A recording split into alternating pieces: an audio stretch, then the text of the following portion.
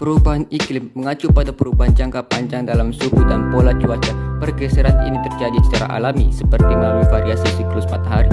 Namun sejak tahun 1800-an, aktivitas manusia telah menjadi penyebab utama perubahan iklim, terutama akibat pembakaran bahan bakar fosil seperti batu bara, minyak, dan gas. Tidak hanya itu, deforestasi juga menjadi penyebab utama dari perubahan iklim. Assalamualaikum semuanya, saya Virgin Hidayat. Di video ini saya akan membahas masalah yang dialami umat manusia saat ini, yaitu perubahan iklim. Apa saja dampak yang dirasakan dari perubahan iklim ini, serta bagaimana upaya mengurangi dampak perubahan iklim itu sendiri. Bagi kalian yang penasaran, jangan skip video ini dan tonton sampai habis.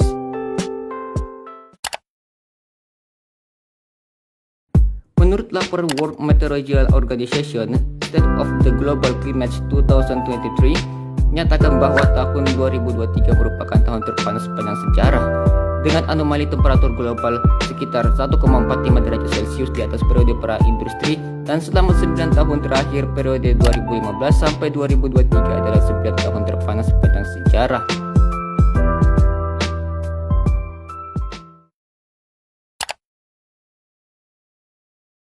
Dampak yang kita bisa rasakan dari perubahan iklim ini diantaranya suhu yang lebih panas, permukaan air laut yang naik, meningkatnya kiriman air, hilangnya beberapa spesies hewan, krisis pangan dan air, serta resiko kesehatan.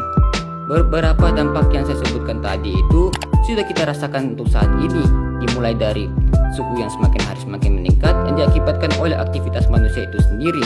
Permukaan air laut yang naik sekitar 0,76 cm dari tahun 2022 hingga 2023 yang diakibatkan oleh glacier es yang mencair di Antartika.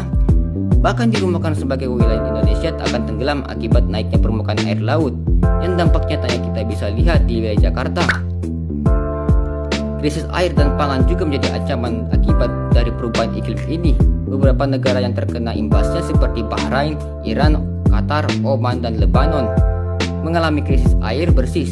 Sementara itu, krisis pangan yang terjadi melanda di beberapa wilayah Asia seperti Jepang, Filipina, hingga negara tetangga kita sendiri yaitu Malaysia. Sementara Indonesia, Menteri Pertanian Pak Andi Amran Sulaiman menegaskan Indonesia masih berada di posisi yang aman untuk ketahanan pangan saat ini. Tidak sampai di situ, risiko kesehatan menjadi ancaman manusia akibat dari perubahan iklim ini.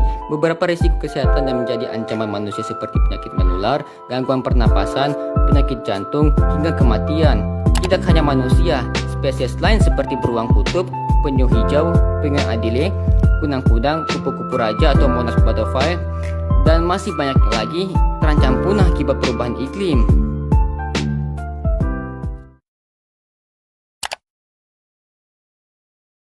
Dari dampak yang saya paparkan tadi, bagaimana cara kita mencegah atau setidaknya mengurangi dampak dari perubahan iklim itu sendiri?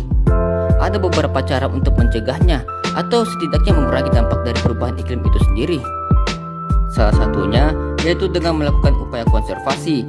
Upaya konservasi yang kita bisa lakukan seperti mengurangi emisi gas rumah kaca dengan cara membatasi penggunaan kendaraan pribadi dan lebih memilih menggunakan transportasi umum ataupun jalan kaki, mengurangi penggunaan listrik secara berlebihan, mengurangi penggunaan plastik, serta mengelola sampah dengan baik.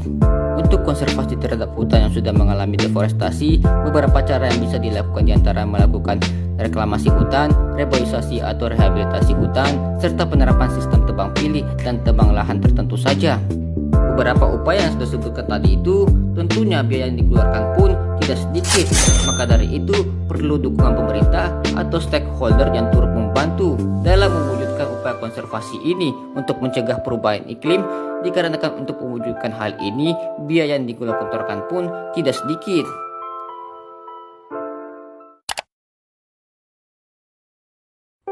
Mungkin cukup sekian pembahasan video kali ini, dan terima kasih semuanya yang sudah meluangkan waktunya untuk menonton video ini sampai habis. Sekian, terima kasih.